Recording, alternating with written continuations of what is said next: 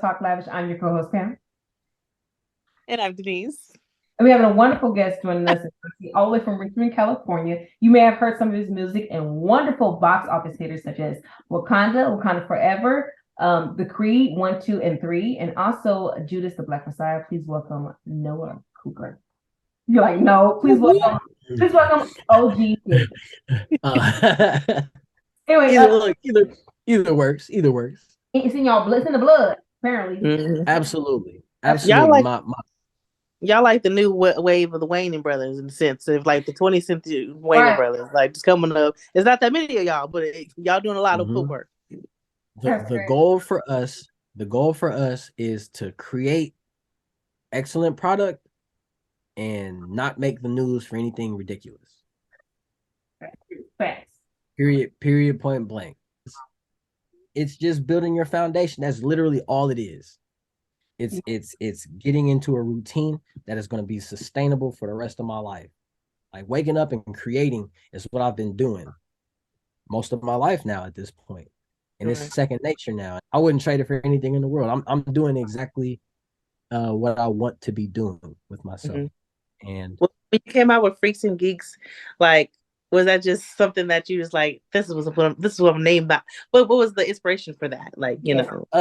So a lot. So like basically the theme of that mixtape was like being sexy and being nerdy. So I figured Freaks and Geeks would be a great title for it because it very much applied to how I viewed myself in high school.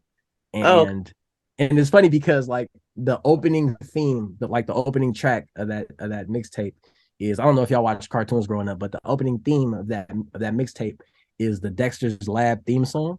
Yeah, I love it. And yeah. And so I felt like if somebody were to just go back to the beginning and like listen to my very first project that I put online, it's kind of sets the stage for my career. It's like if you listen to my music, you'll see that there's a ton of humor sprinkled into it. There's a ton of honesty sprinkled into it.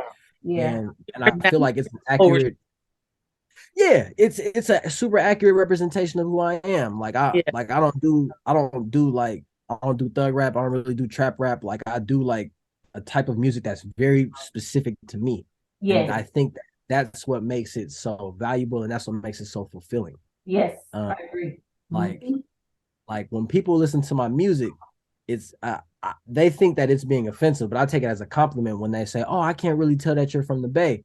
And I'm like, well, that's good because that means that I'm delivering something that you didn't expect. Most people turn on somebody from the Bay and they expect it to sound a certain way or they expect blase. And I'm like, nah, because I pull inspiration and influence from so many different places and genres, you can't pinpoint that. Like the only way you can pinpoint that I'm from the Bay in my music is if you really listen to my lingo. Like I say things that people from the Bay say. Yeah. But outside of that, my music doesn't sound like, typical Bay Area raps. Jumble. It sounds like clear, concise, understandable music. Yeah. No, and I'm super big on that. Like I was a social major in college, but I should have been an English major. I'm big on word choice. I'm big on vocabulary. I'm big on making sure people understand what I'm saying. Because I put a lot of time into crafting my records, and I put a lot of time into crafting the bars. Like I write every day. I fancy myself a pretty damn good writer, and so I view myself as a upper level rapper. And if that's what you're gonna be, you gotta have the vocabulary for it. You gotta have, the words for it. You know what I mean? It's funny, people ask me all the time, like, you've been rapping for so long, do you ever run out of words or things to say? And I'm like, nah, like there's so much life to live and so many things that I can say and so many ways to say it. And so I'm on a journey of like, let me make as much art as I possibly can. I checked your YouTube channel. I've been in your brain for guts, digging into everything. Yeah. You know what I'm saying? I like Nervous. I like Appraise. Oh, thank you. Praise is bringing it back because you know how people say the hip hop game is dead. Everybody's mimicking each other. Everybody sounds like the next person. Even how you mentioned like your own character into your videos, right? It's not too many people that do that nowadays. Ludacris, I used to be a fan of him back. I still am a fan of him back in the day, right? One of my biggest inspirations. A lot of his videos. It's a lot of fun and characteristic charisma in it that you don't see nowadays. Every once in a while, you like to see original content. So at least with with like a lot of your tracks, and more so one I just heard, which is Appraise, it kind of brings you back to what hip hop was really about. A lot of hip hop artists, when they come out their house, that's they rap about. They rap about police violence, police brutality, the real stuff that we face. A lot of people are afraid to address. They address it. I know you mentioned that you weren't really like a class clown. You were more so like an athlete. And it's crazy because in this world where you can be yourself, you kind of got like kind of display the opposite, which is the class clown, because you're able to be yourself and be comfortable. And I respect that. Like that's different. You know what I mean? Like so you kind of give us hope in a way as an artist that maybe the hip hop roots aren't really dead. There's still hope. That's cool. I'm glad that you brought up Appraise. I'm glad that you brought up that record in particular because the hip hop is still there. Yeah. It's not as mainstream as it once was back in the day. Trap rap is like pop music now. It's everywhere and it's popular. Yeah. I will say that, the industry has turned a blind eye to hip hop because it's informative. Yeah. Hip hop by nature is informative and it's thought provoking and it makes people long for change. Yeah. It's like that's not, and it sucks, but that's not what music execs want. Music executives don't want us thinking about change. They don't want us campaigning for change. And they want us to celebrate the ignorance. Now I celebrate, don't get me wrong, I celebrate the ignorance all day long. Yeah. But it's good to have balance. It's good to be able to turn up Saturday and Sunday, but Monday through Friday we on some acquiring wisdom. We on, right. You know what I mean, teaching people what it is to be Black. Yeah. Like that, Appraise for me that is what it feels to be Black. That's how it feels to be Black.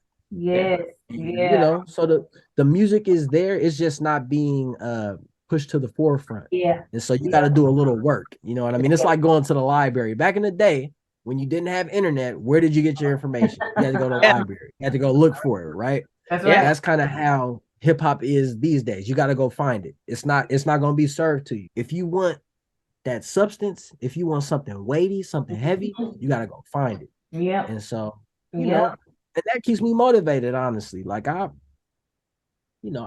love making thought-provoking music. I love making music that makes people go, You know what I mean? Because that's at the end of the day, that's what you want your art to do. You want your art to make people go, open up your mind and look at things from a different perspective. I lucked up, honestly, I lucked up with that record because, the Archie, shout out Archie. Archie reached out and he was like, hey, we looking for music for this film. Do you have something soulful? Do you have something that can connect to the people? Yeah. And I said, man, I said, give me a couple hours, brother. I'll put something together for you. And we were able to get that song completed in a short amount of time. But it was meaningful to me because of the message of that song. Yes. The message of that song is we're striving for equality. Yeah. We want to be on the same playing field as everyone else. Yeah. Because Black Americans have never had a fair shake. We don't get a fair shake. Yeah. And the crazy thing is, the thing that I hate most is people go, oh, well, you got Black people making this amount of money and this amount of money and blase. We don't have any Black people that own the companies that are paying these people. People always like to go, well, you got all of these players in the NBA making these millions of dollars. And I say, who do you think is paying them? The niggas who are paying them are the people who are making the real money. People think that, I was having a conversation with a peer of mine, and they were like, LeBron James has made so much money and X amount of dollars and blase. And I'm like, no, you're absolutely right. But do you think that LeBron James has more money than the owners of these teams? Than the presidents of these teams? He does not, because they're the ones who are cutting him his check. Yeah. So think before you say, oh, well, Black people are doing great. Black people don't know. Black people don't own none of the teams. Black people aren't GMs or any of the teams. Black people aren't presidents of any of the teams. But most major athletes, sports leagues are predominantly African American, and none of the owners of those teams are Black. So what you're telling me is, oh yeah, we'll shower you with, we'll give you 10 million, 20 million, 30 million a year, but that general manager, that president of that team, that owner of that team, they bringing in 200, 300 million. They just sold the Washington Commanders, The Washington Commanders, which is a team, they just sold that team for $6 billion. Yep. There ain't a player on the planet that's making that type of money. So tell me what that, you know what I'm saying? That's what that song represents for me. That's facts. It represents that I know what's going on. Yep. And I'm trying to get everybody else looped in and let them know what's going on too. You know, people think that like Black folks in these high ranking places and these influential people are getting money. They ain't getting no money, man. They ain't that. I've seen the other side of the curtain. Yeah. I used to think that I'm not a millionaire. I used to think that $1 million was a lot of money. I used to think that $1 million was a lot of money. $1 million won't even get you a house out here no more. Yeah. Sad fact. Sad but facts. That's true. It's I realized in the last, I'd say like 4 or 5 years, what's really going on. We only getting a piece. We getting a small, Black folks as a whole are getting a small piece because people don't realize we're still a minority. Yeah. People look at Black folks and they think that, oh man, y'all got a bunch of niggas in the NBA and the NFL and the MLB making all this money. And I'm like, y'all forget we are still a minority. Yeah. So if all these guys are getting that much money, that's not an accurate representation of everyone. That's a small percentage of a small percentage is what it is. Type of and deal. People don't, that goes over a lot of people's head. Yeah. You know, and so my goal is to just let people know that there's more to be had.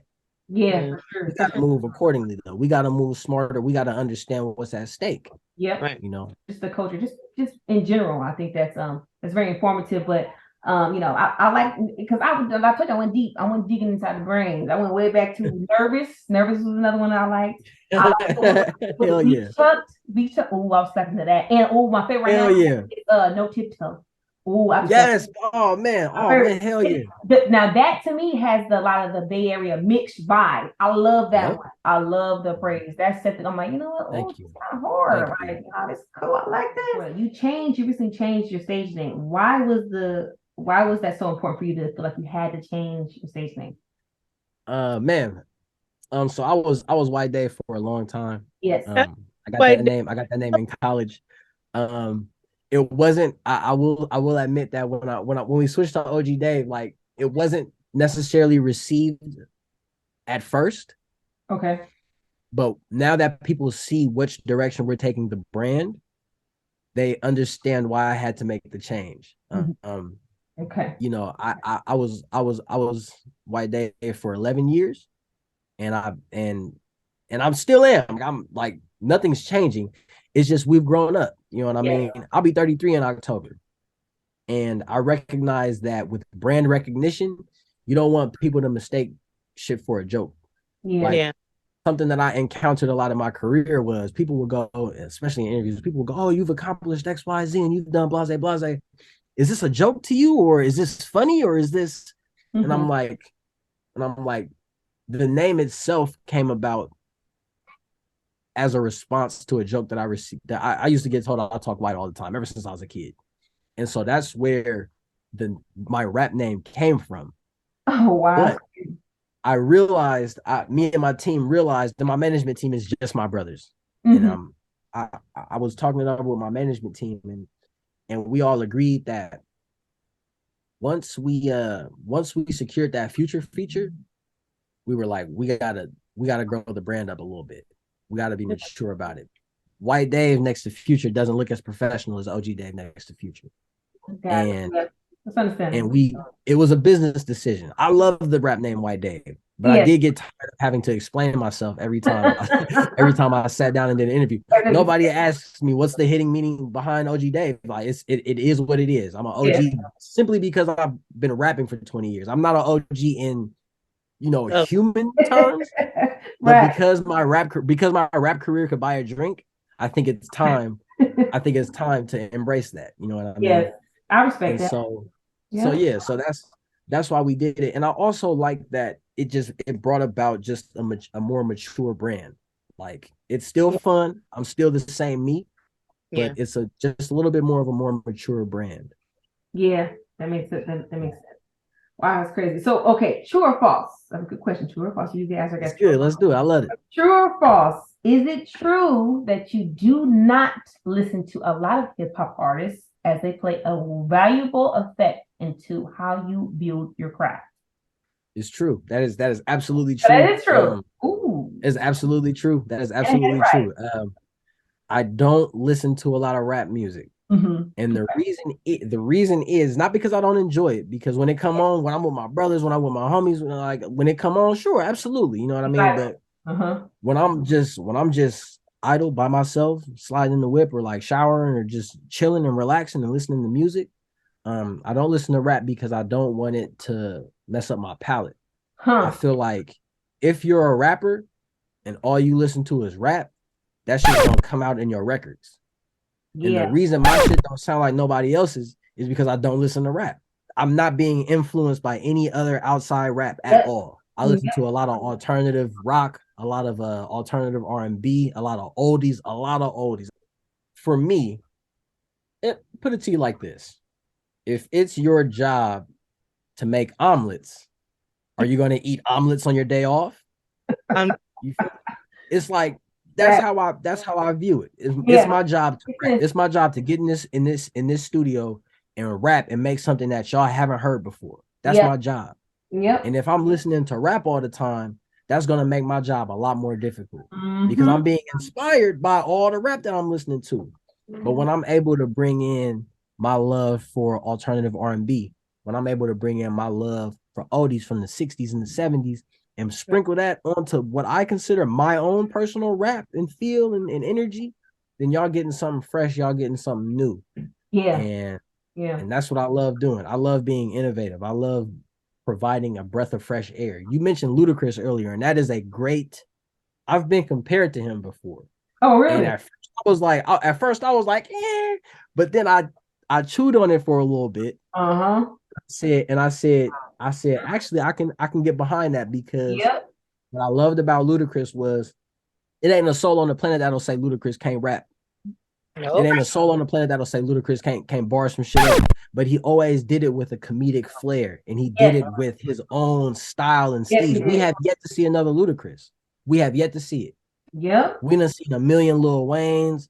We done seen a million Drakes. We done seen a million Wiz Khalifas. We done seen a million little babies. We've seen it. We haven't seen another Ludacris. You know what I mean? And that's no diss to any of these artists that are inspired by these big time artists, but there's a reason that we haven't seen another Ludacris. And it's because of that unique style and flair, you know. And that's what I hang my hat on. Like there ain't another artist that sounds like me.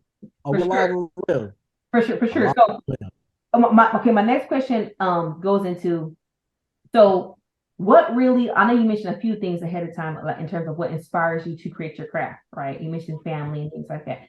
So like, I know there has to be at least one artist that you like. One artist. I know you don't want to pinpoint because there's so many of them, but at least there has to be one that you grew up listening to that inspires you, at least. Can you name anyone? Yeah, absolutely. So I hate to put you on the spot, but I have at least one. Yeah, no, I got you. It's okay. It's kind of tough because the social climate for him right now is a little rocky. Okay. I grew up a massive, and still am a massive fan. I have to downplay it a little bit these days because of, you know, I'm a Kanye West fan. And I credit Kanye West with being one of the reasons I really started taking rap seriously, because of his story in particular.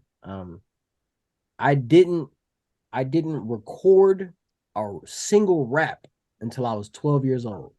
I had always written raps and freestyled and did shit like that, but I was always more into making beats. I've always been more into making beats. And when College Dropout dropped, which is one of my favorite albums of all time. For sure. One of the themes of that album was the fact that he had a million motherfuckers tell him, stick to beats, you're not a rapper. he had even he talks about how even Jay-Z was like, nah, stick to the beats, forget about the rapping, right? Yeah. And it is the classic story of an underdog. Hip hop loves an underdog. Everybody loves an underdog. Right. It is the classic story of an underdog. And the reason Kanye West at that time spoke to me so much was because of two things. He was a producer turned rapper, which is what I was hoping to be. Mm-hmm. And he wasn't a thug. Yeah. He came into the game when thug rap was at its all-time high. We're talking 50 Cent, Jay-Z. Yeah. Atlanta had shit on lock. Trap music was popping like it. He came into the game when that was exactly what we needed. Got on here, and he's not talking about shooting nobody. He's not talking about niggas. He's not talking about hitting nobody over the head. He's literally coming in here saying that, hey, y'all said I couldn't rap, and look at me now. Yep. And for me, at the age of 12, 13, that was the most profound thing I had ever experienced in my life. Yeah. And for me, at that impressionable age, I was like, oh, that's all the evidence I need. That's all the evidence I need. I would rap when I'm making the beat because I'm a music guy. Mm-hmm. But I had never seriously considered, let me like start recording some raps. Like, let me really start diving in. And then once I heard College Dropout, that was the nail in the coffin. I was like, oh yeah, I can do both. I can produce and I can rap. Yay, it sucks that he's, all the other stuff comes with politics, you know what I'm saying? But when it comes to hip hop, we don't, you know what I mean? Like, that don't mean nothing to us. We gonna vibe out regardless. You know what I mean? Yeah. So, for sure. But that's crazy. So Kanye West, huh? That's cool. It's two people, and I hope they watch this interview one day. It's two people that really, really, really inspire me. It's Kanye West and Pharrell. And the reason Pharrell inspires me so much is the versatility. How does that happen? Right. How does the people who made Suit and Tie for Justin Timberlake be the same nigga that made Drop It Like It's Hot? How do you do that? You know what I mean? Like, I'm sorry, I'm getting excited about it because talking about Pharrell makes me hype because like the versatility is that's how you last. Yeah. That's how you last. Mm-hmm. Think about it. I was in 6th grade when Grinding came out. Yep. I was in 6th grade. I was 10 years old. And this nigga is still a force in rap. Still. To this day. Still going platinum.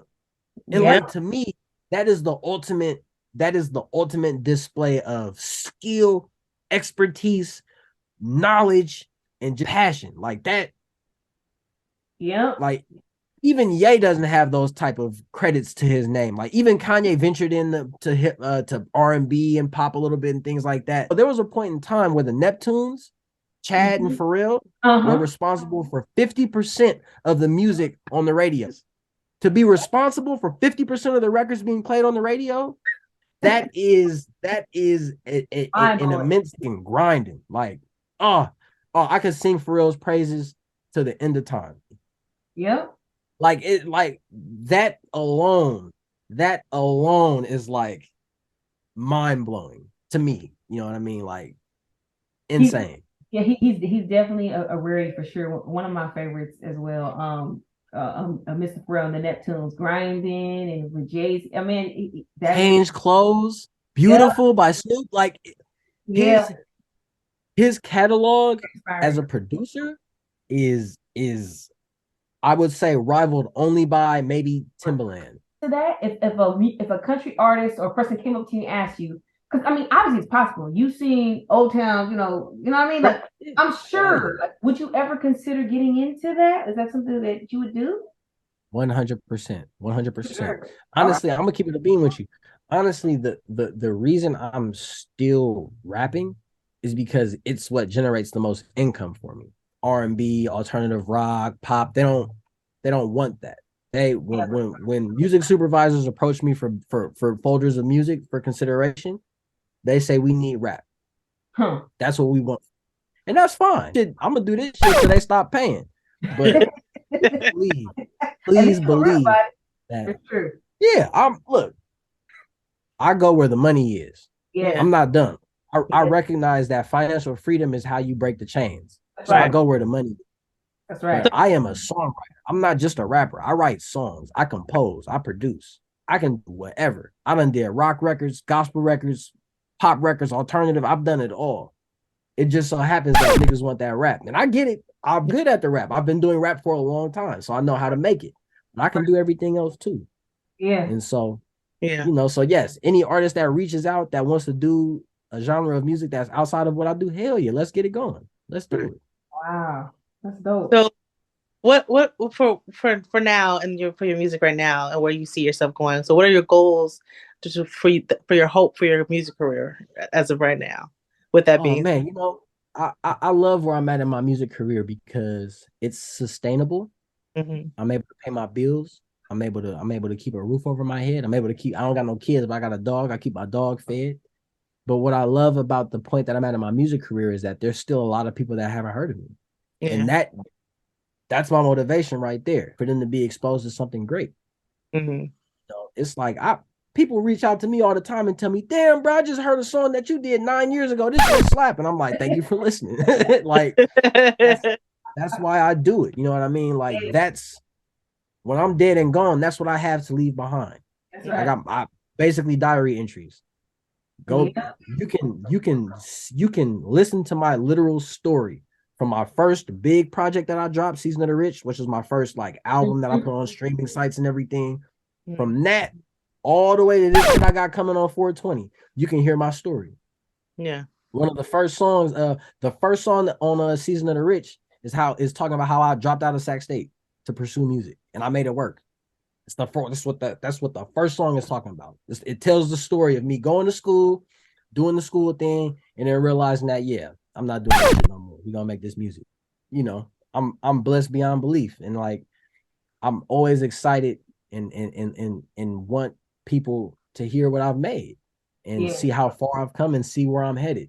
Because like I talk to people all the time, like it's so many people who haven't heard my music. I still have friends who are like, damn, bro, you still rapping? It's like, yeah. It's like, yes. And it's been good to me. And so I'm just excited because there's so many people who have yet to hear my music. You say, hey, you heard of Drake? You've heard Drake music before? And they're going to say, yeah. They're going to say, yeah. You walk outside and say, hey, bro, you heard of OG DAYV? They're going to say, nah, put me on. What he got? What has he made?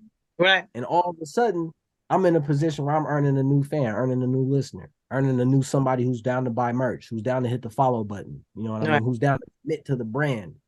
And to me, that's beautiful. You just mentioned you dropped out of college? I did. Wow. To pursue a music career. Yeah. That's crazy. That's crazy. And then you mentioned Kanye West. Yeah. You follow his whole blueprint. Yeah. How was your response, or how did you initially react when Future agreed to hop on the track with you when it came down to Limoncello?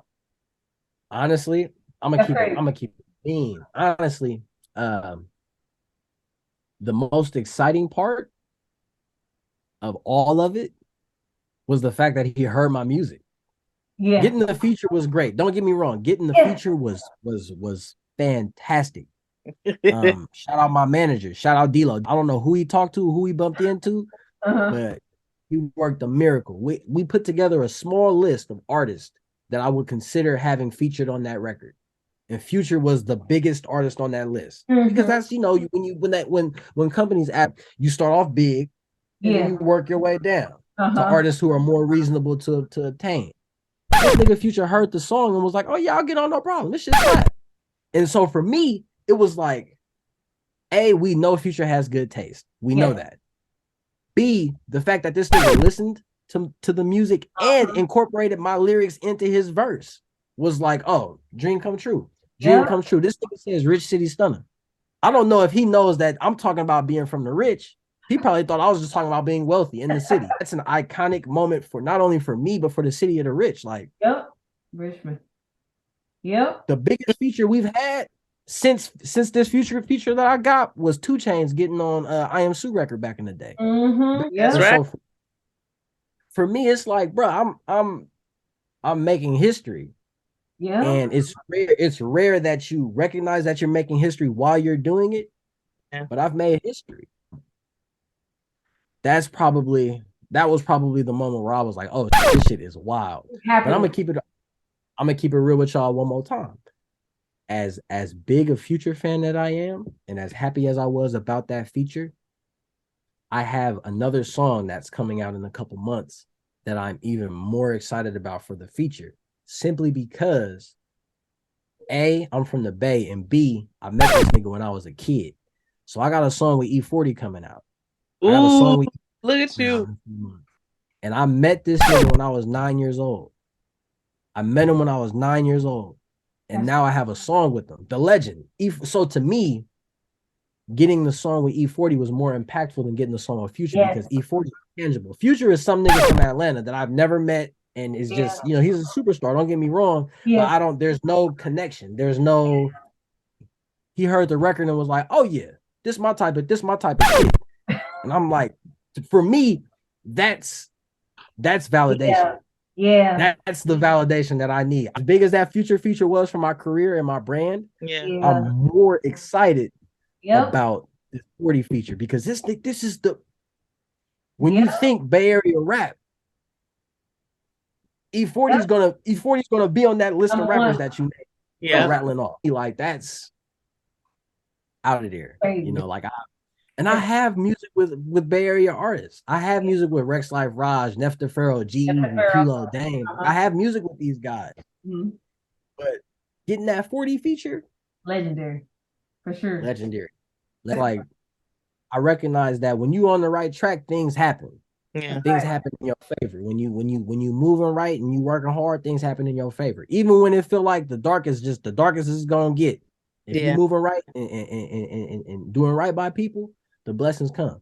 Yeah, for sure, for sure. That's a wonderful way to look at it. Is there any advice that you would give to any artist? Because it's so many artists that have once walked in your shoes, that are trying to get out there, they're trying to get their content out, trying to get out there and produce and be consistent at it. Is there any advice that you would give to the next artist that is hell yeah. I got one bit of advice, and it ain't gonna be no long-winded type shit. I'm gonna tell you here and now, artists, any artist that's watching this, hear me and hear me good. Do not stop. You understand? Don't stop. If you're passionate about it, if you love it, and you want to make this your way of life, you will not stop. That's right. I started fucking around on the piano when I was 7 years old. I started rapping into the mic when I was 12, and I haven't stopped since. Even I had other obligations. Even when I was doing other shit, I was a sport athlete growing up. I had free time was minimal, and when I had it, that's what I was doing. I was making music, making art, creating. I'm a creative. I grew up thinking that I was gonna go to the NFL. That's what I grew up thinking. But I'm a creative. Yeah. I am a creative through and through, and I'm passionate and I'm emotional and I'm expressive. You look at the artists who are on now from the Bay, the only difference is they didn't stop. Yeah. One of the people don't talk about it enough. Shout out G-Eazy. People don't talk about G-Eazy enough. G-Eazy been rapping for long as me, 20 years. You just didn't stop. Yeah. Didn't stop. I remember when he was rapping at Beehive. I remember when he went to Loyola. I remember when he went down to Louisiana and was rapping out there. And that's how he got linked up with Lil Wayne.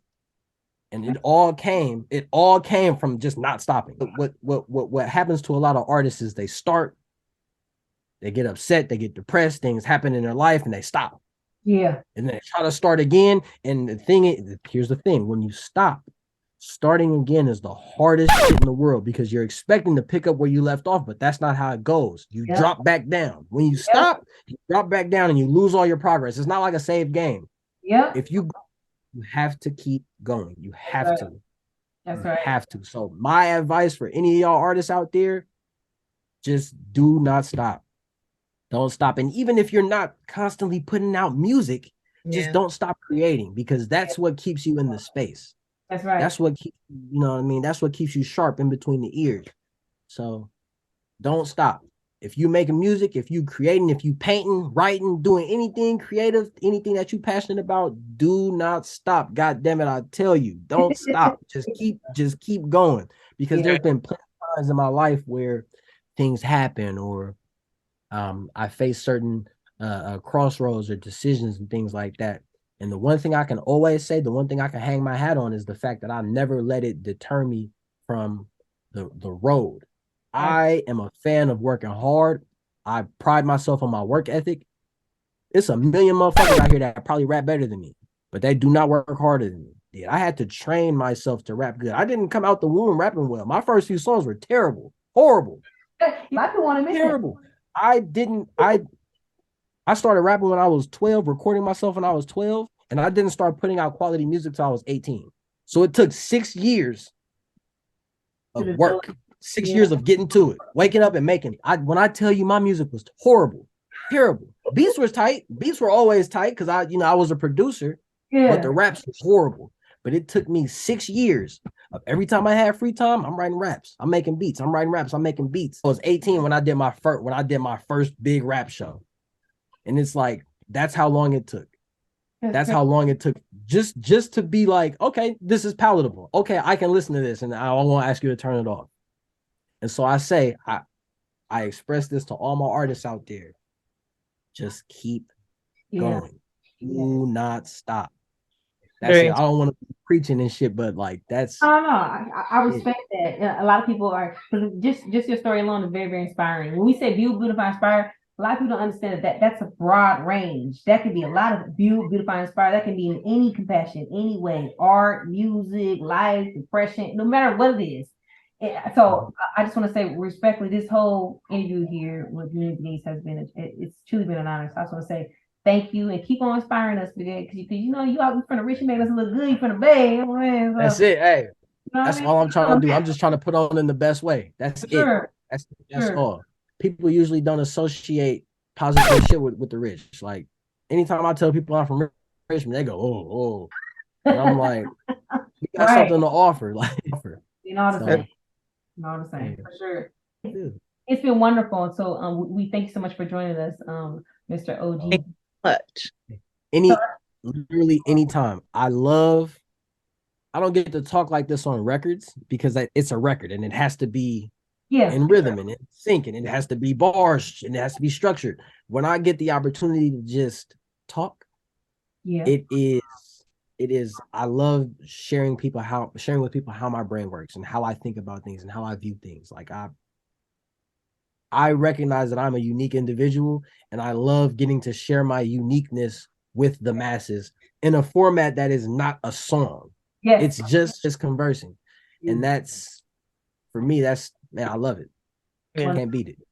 Wonderful. Thank you so much for joining us. Until next time. See you out there. It's all good. All right. Anytime, literally anytime. Anytime y'all need me to pop on the show and talk about some shit, I'm down. I'm more than down.